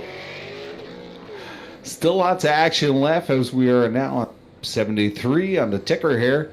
About 3/4 of the way here, Kyle. It's going to mix things up a little bit, but I got a funny feeling this is a bit of foreshadow. We've seen it in the qualifier. Brad Eddy did not force the win over 36, but I got a funny feeling it could be the 72 and 36 battling on the final lap. All right, I was about to do it right there under green flag, and as soon as I mentioned it, something happened. So let's see if the commentator's curse works this time. How about the number 127 machine of Matt Watson? Currently running in position number 6, he started dead last in this 100-lap feature, and with less than 25 laps to go when we go green, he finds himself inside a transfer position for Friday night's TCM 300. Had to go through the last chance qualifier, took the final spot into the field, and is now in position number 6. Quietly worked his way up there. He survived up to this point. Let's see what that 127 can do in the final quarter of this race, and maybe make it into the big show for Friday. Now, I don't take notes in my contract, like I said earlier, so is my memory correct that Matt Watson was the final position in the LCQ? Well, seeing that I just mentioned it, yes, of course he was. Oh, you that's I wasn't paying attention to you, Kyle. Oh, jeez. We're back to green. Great start for your front row, side-by-side still as they go down into turns 3 and 4. Brad Eddy trying to use that outside to his advantage. Noel Fougere knows how strong that line is, trying to run him close. Eddy tucks in behind, a little bit of contact. He's looking down to the bottom here into 3. Bit of a more contact, shoves him up the racetrack. Classic good old short track beat and banging. Fougere slides out of turn 4. Great battle for the race lead here with less than 25 to go. Well, the gloves are off with 21 laps to go. Could have let it brew here. As the 72, Brad Eddy does want that clean air from the 36, but look at this. The 98 of Kyle Gammon is kind of having a peek here, hoping that these two cars are going to connect here. We are on board right now in the 98 of Kyle Gammon, watching it all transpire in front of us. Gammon may get the advantage if he can get that nose to the inside of that 72, but he's going to go door-to-door with the 36 of Noel Fougere. So Gammon now in play as your P2 position. Caution flag is out, going to put all of this battling on a hold for now. We have a car in trouble over in turn number 2. Looks like the 33 of Tyler Hallahan is involved. He got all sorts of crossed up there, coming off of turn 2 and into the backstretch pit road. Also involved is the 199 of Brandon Campbell. Travis Roma got a piece of it as well. And I'm not exactly sure. There is an incident limit count, and I think that may have been what happened to Brandon Campbell. His car just randomly disappeared, and he is out of the server, guys. Voodoo. Travis Roma with some damage there as well. But we are going to check in with our kick-ass spokesperson, Paul Showtime Strickland. That's me. We're taking a look and focusing in on that Hallahan machine, running his throwback to his grandfather's paint scheme. So pretty cool to see that. Looks like there was just a little bit of help between him and the 199. Gets him around. A little bit of damage on a lot of damage on the driver's side front there. So gonna see if he maybe wants to come down pit road again and maybe get some of that repaired, but we may just ride it out. Looks like we got about 15 laps to go. Probably a restart with 12, 13 laps. And just a reminder to all the folks at home, you can Vidane TV throughout this week on YouTube as well as their Twitch feed, Vidane Racing TV. Check them out on Twitch, Facebook, or YouTube. Man, moving up in the world there, Paul. Yeah, knocking on all the social media things that we have. We're even on Twitter now. Corey Casagrande from the NEPS guys that you see here weekly on Vidane TV finally talked me into getting the Twitter fired back up, so we got that up. Check us out at Vidane TV on Twitter. Now on this reset, Fougere will be on the inside of 2. Gammon now making his way up to road number 1. I'm just wondering if Kyle Gammon has been paying attention to these restarts, because a lot of these guys have showed their cards. This will probably be the first restart here for Brad Eddy, and we'll see what happens here as the green flag's out. Brad Eddy with a clean start, and look at that. Kyle Gammon is going to put pressure to the outside. Fougere to the inside. Fougere coming on strong for position number 2. Brad Eddy clears for the race lead. Kyle Gammon not so successful on that top side, loses position number 2 to Noel Fougere in the 36, but he finds a hole in front of the 64, Kenny Kibbe in 3rd. Caution flag is out once again, and oh no, it looks like the 110 machine of Owen Marr is in trouble there on the back straightaway. He was inside our top 7 earlier tonight, not the case now. Finds trouble. Looks like he had some help from the 042 machine of Mark Williams down the back straightaway. He was actually in. Oh no, that was all on his own. Mark Williams was a bit of an innocent bystander there. He was in a transfer position at the time that happened. So a very unfortunate mistake for Owen Marr. Oh man, that has got to be such a killer for him inside that 110 machine. Yeah, we saw that 110 machine was loose as a Canadian goose, Canada goose. Earlier on, I'm trying my best. I'm trying my best. Don't go there. Don't go there. Those dang Canada gooses.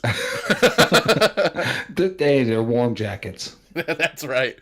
We're going to take a look. 110 was definitely struggling in the heat race with the setup. It seems like the car has finally come to him, but you can see outside of the 141 Rational Richard Drake, and you can see the 042 coming up on him. The 010, or 110 rather, just gets loses the back end of that race car, and like Kyle said, collects the 042. So that's a big hit with less than 10 laps to go. I think we're going to see he may be able to get a top 10 out of it. I don't know if we're going to see Mahar back up to the top 7, where these guys are going to transfer in to the big show Friday night.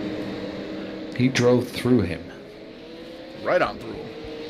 Doesn't even physically make sense.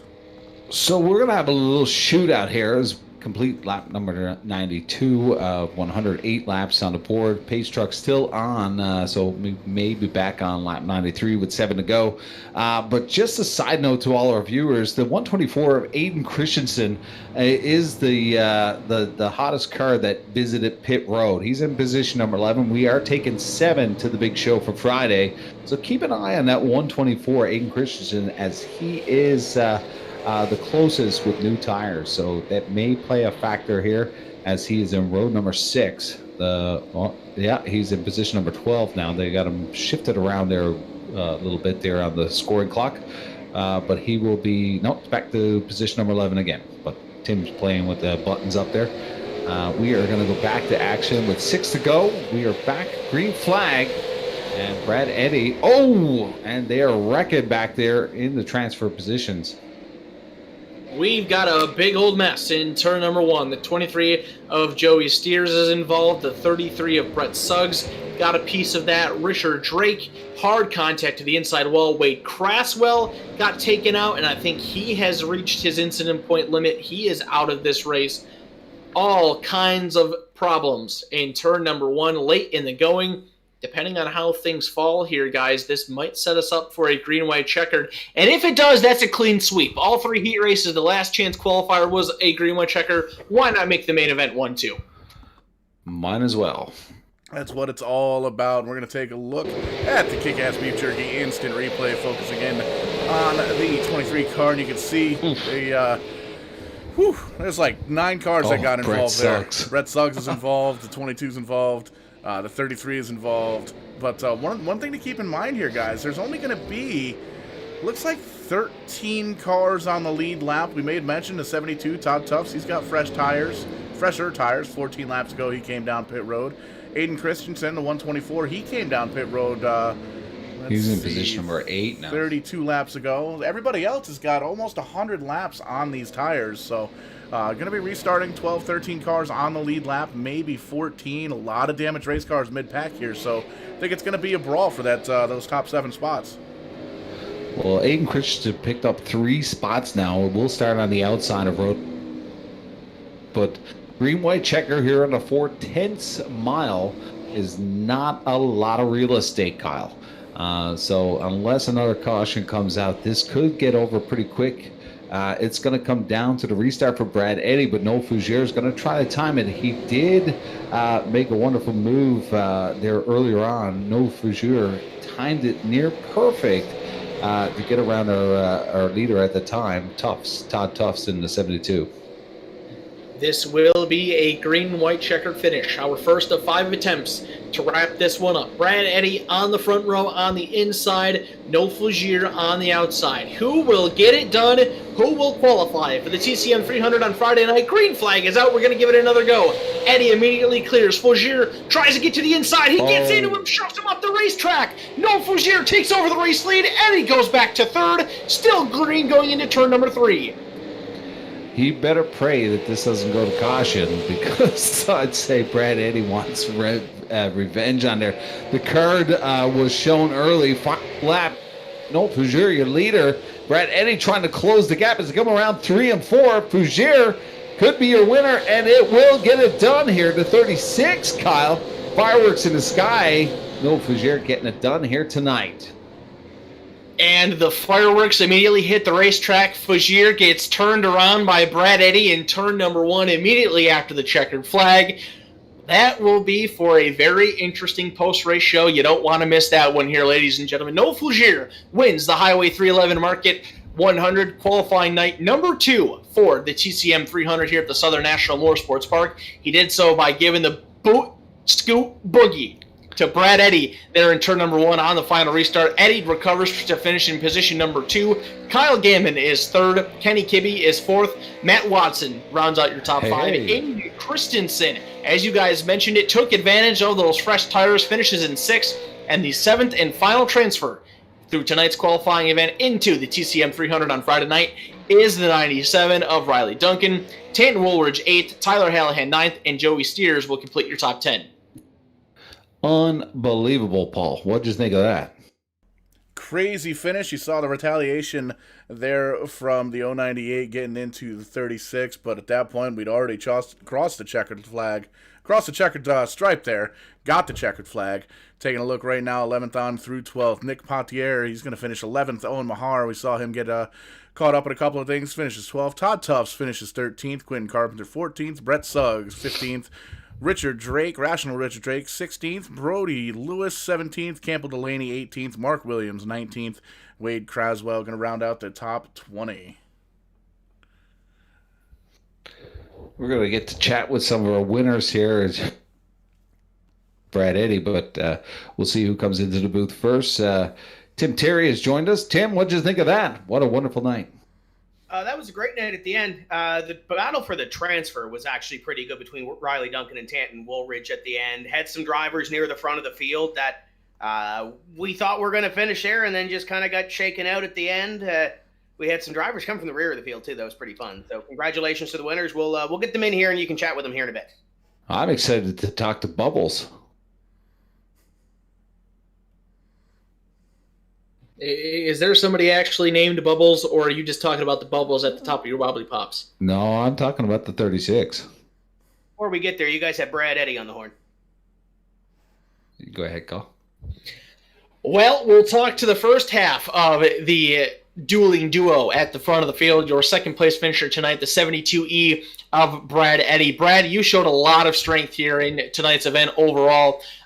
You one of the first drivers that used that top side to their advantage, led a lot of laps here, and looked like you were getting set to go to victory lane, and then things got a little aggressive there on that final restart. Talk us through your event tonight.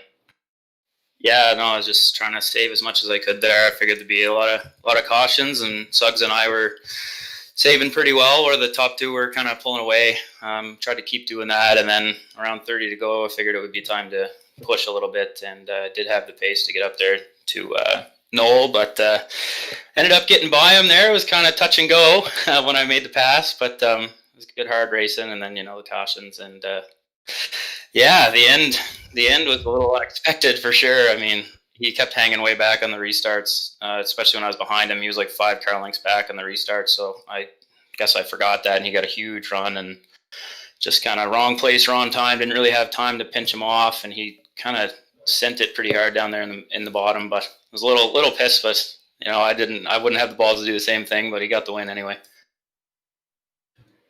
Brad, we saw as the night progressed that the track started to widen out. That outside line really became an option for you guys to use tonight.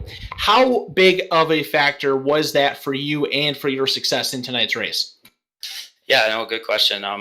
It was hard up there, but I think a lot of guys would burn up the right rear just to take a bit, and plus it's so hard to pass and get on the throttle here, so you're able to pinch them down just a little bit. And it worked out for me. It worked out for a couple guys. I saw Brett make use of it in the qualifier there. So yeah, it's going to be even crazier in the race there when we get to 150 lap old tires ish. So we'll see what happens.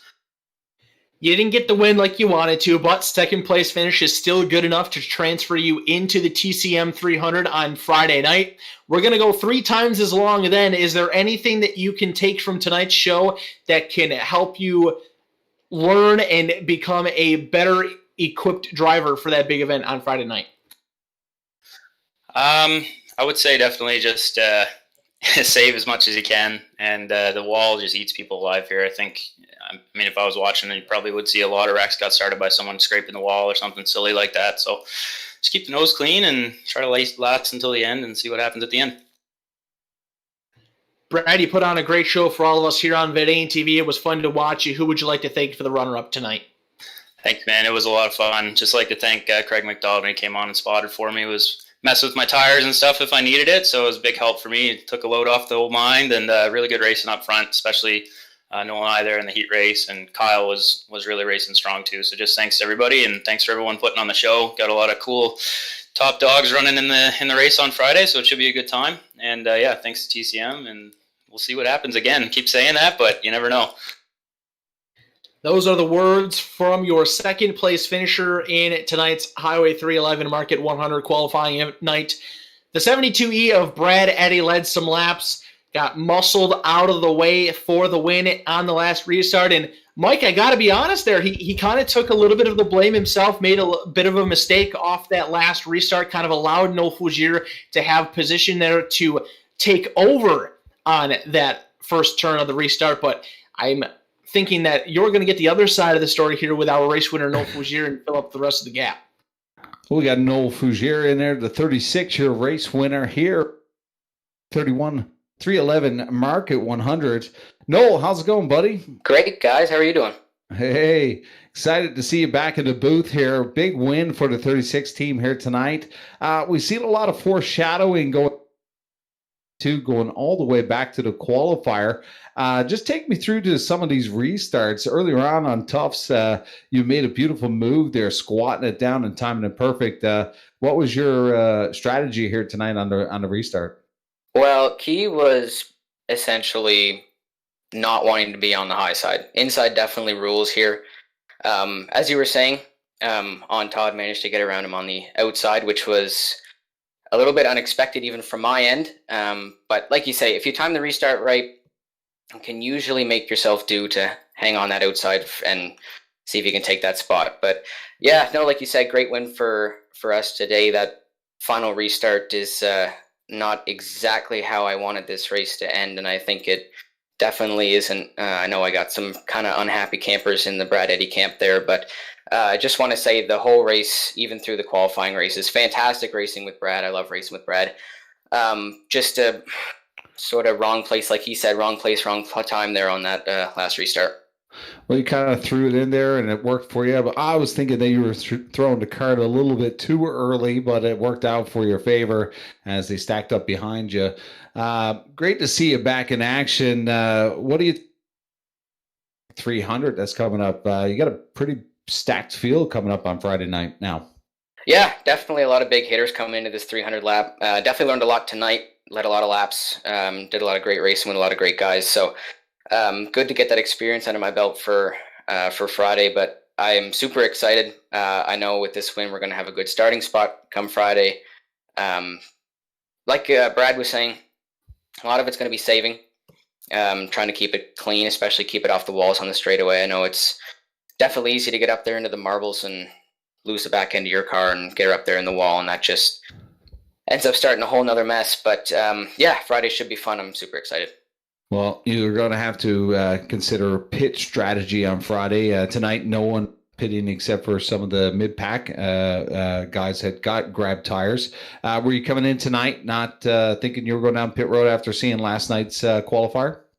I was a little skeptical that anyone was going to end up pitting. iRacing's new tire set limit has definitely thrown a wrench into the pitting strategies in these races, and it's made it a lot more difficult with only one set of tires, because if you pit too early, then you're screwed, and if you pit too late, you're screwed. But things sort of just worked out tonight that the way the cautions fell, we basically just didn't have to pit the whole night. So, but for the 300 lap on Friday, we'll definitely be pitting. I'm not sure of the tire limit set, but that'll definitely come into play to see how the pit strategy is going to work out. Well, great to see you. Did you get any real racing throughout with the tracks reopening this summer? Unfortunately, no. I did make my way out to Riverside Speedway in Antigonish with Tim Terry and Dylan Langell for the race we had there, which was a blast. But besides that, I've been keeping it fairly low key. Oh, Dylan Langell. Did you know he got inducted into the Canadian Hall of Fame of Motorsports? Is that right? I didn't know that. I just found out last night. Unbelievable. We're going to have him here Friday, the TCM final for the 300 lap. No, great to have you. Congratulations on your big win tonight. Anybody want to give a shout out tonight for the big win? Yeah, definitely you guys for coming on board and putting another great broadcast on. Definitely awesome to have these broadcasts, have it, for folks sitting at home. Tim Terry for putting on this league and getting this all organized. I know it's definitely a big headache for him sometimes to get this done, but super appreciate it. Brad Eddy for the fantastic racing we saw today. Again, last restart didn't exactly go how I wanted it to, but I've been sort of looking at that. But I got my girlfriend sitting behind me here. She's cheering me on the whole time. Yeah, thanks again to you guys. Awesome words. Hopefully we'll get to hear a little bit of a Bubbles commentary from you later on. Kyle, I'm sure you want to send a few words to close it out here. I do. I will share some of those words with our third place finisher on the night, the 098 machine of Kyle Gammon. Kyle, pretty good run for you tonight. You were a top contender all the way through. I don't believe you ended up getting into the lead to lead any laps, but you were inside the top 5 the entire way through. Come home with the third place finish. You're locked into the TCM 300, my man. How does it feel? Oh, it feels pretty great. Appreciate you guys getting me on here tonight, and Tim Terry for putting it together for us. Vidane Motorsports TV here for putting on the show for the fans. My goal was just to follow those two. They're a lot more talented than I am, and I wanted to make sure I made the big show. So it was great to follow those guys. I learned a lot, and a couple more laps and then beating you bang, and I probably might have got the winner to that. We saw a lot of that tonight. Some good hard racing on this 4/10 mile short track. Things are going to be much different on Friday night. 300 laps compared to these 100 lap qualifying nights that we have throughout the week. How do you think the strategy is going to change? It seemed like tonight a lot of guys took the approach of not really worrying about making a pit stop for that extra set of tires in the pits. They were more focused on track position. But when you have a race that's 3 times as long, maybe that tire strategy comes into play a little bit more. I think the tire strategy is going to be huge. And I think a big advantage, too, with that is we're not going to have anybody racing to try to make the show. Everybody's going to be in. So I think we're going to have a lot of really talented people working really hard to get a bunch of green flag runs in. So it might even become more interesting with how much time we have running a single race or a single line before caution comes out. This obviously being qualifying night number 2, the main event isn't until Friday. What do you have to do to keep yourself freshed up and not allow the time in between now and then to lose out on what you've acknowledged and what you've been able to learn tonight, so that way you can go into Friday's show just as fresh as you would be if it were tomorrow night? Well, that's the great thing about iRacing is it doesn't cost us a few $100s every time I want to take the thing out for a spin. So there's been a few guys hosting some servers as we can jump in and do a few laps around. So it's been pretty great. I think we'll do a few more of those, and I'll pay attention to everything that goes on in your broadcast the next couple days. A solid performance out of you once again tonight here on Vidane TV. Who would you like to thank for the bottom step podium run on this event? I got to thank Diamond Water Treatment, Speedy Auto Service in Bedford, Nova Scotia, Manimal Athletics, and my teammates at Darkside Racing. So, and you guys for putting on this, and Tim Terry, because this puts there's a lot of work involved, and anybody that was involved in the cautions and the administration of this. Big thanks to you guys for putting this on. It's great. That is your third place finisher, the 098 of Kyle Gammon. Strong all night long, a very clean, a very respectful run. He will be a part of the TCM 300 on Friday night to try to win it all here at the Southern National Motorsports Park. So now that we've spoken with our top three, I guess I'll kick off the roundtable of discussion on what we saw tonight. With this being my first night of the week, was not able to participate last night, but I will be here the rest of the week, so I'm excited for that.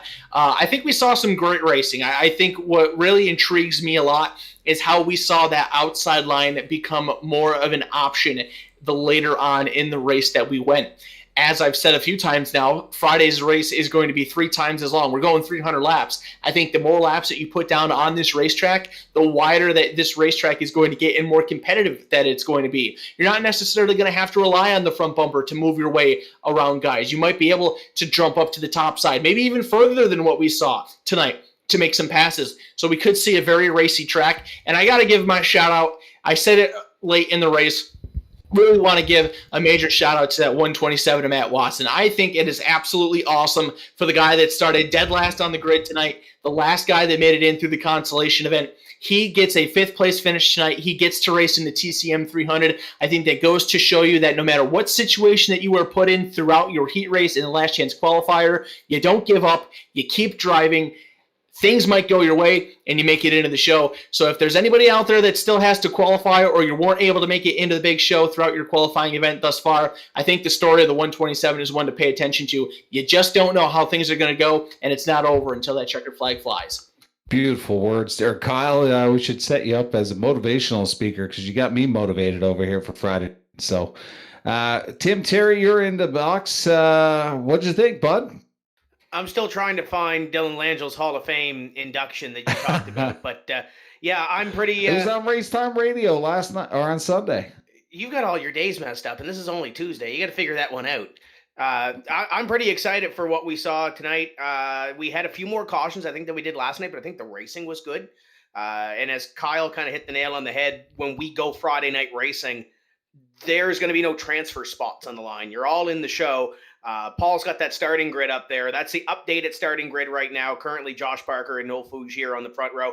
The only other thing we've got to do is do the Tim's Corner Motorsports Poll Challenge. We'll talk to Noel off air and see if he's going to accept that. Haven't got a hold of Josh Parker yet, but we'll get his decision as well. So a little more money on the line for a couple of those guys. But it's exciting tonight. Want to thank Terry Nelson, Highway 311, North River Market. If you want to do your Christmas shopping, stop up and see Terry. He's involved in motorsports and support those that support the sport. And pretty awesome show. I want to thank Brent Roy and everybody that helped us out on the admin side of things. One more qualifying night tomorrow night presented by Turkeytown Mudbog and Turkeytown Motorsports with the guys in Bathurst. And then we'll go last chance qualifying racing, and then we'll go feature racing with the TCM 300 on Friday. Paul, what else do we have upcoming? Because I know there's a lot of events, including a busy Saturday.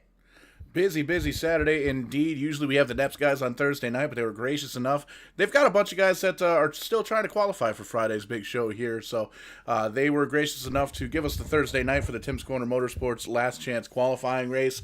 But those guys you're going to be able to watch their race from New Hampshire. Check that Thompson Motor Speedway Saturday night at 8:15, and right after that we're going to be getting into race number 2, Sim 500 Vidane Super Speedway Series. Just like this series, a lot of guys coming from different leagues, the NEP, the Tim's Corner Motorsports, East Coast Winter League, a lot of different sending leagues, RBR Maritime Group, lots of really, really fast guys. We actually went 56 laps greens, had 2 sets of green flag pit stops at Daytona, and it was a phenomenal wreck at the end. You never like watching people wreck, but man, if you're going to wreck, you may as well do it like we did it Saturday night. It was pretty intense. But you can see there, we've got the upcoming schedule, and you can get the entire schedule if you go to vidane.net/events and get you a nice little calendar there and shows you exactly who's racing what, where, and when. You can see it here live on Vidane TV. But night number 2, qualifying, done. We got one more night of qualifying, and then the last chance qualifying, the Royal Rumble, if you will, on Thursday night to try and get into the final show, the big show Friday night, the Tim's Corner Motorsports Late Model 300, and I'm looking forward to it. I'm looking forward to the rest of the week, and then we get into Saturday, and then we get into Sunday, and we start a whole new week of shows here on Vidane TV. But Just want to take a moment again to thank everybody for watching from home. If you had a viewing party, definitely snap off a picture, throw it up on the social media, use hashtag Vidane TV to join the conversation. And it's always good to be able to entertain the masses here, as times are pretty crazy right now. But I do want to see if I can maybe get one more favor up here in the booth. Maybe see if we can get Bubbles to take us home. Bubbles, you around? Hey, boys. Hey, Bubbles, we saw some great racing here tonight. Take us home. Send us off the air, if you would. Well, thank you, folks, for tuning in to Vidane TV for another great race. This is Bubbles here, tuning in to you live. Make sure you tune in Friday night for a big, fancy, dirty race now.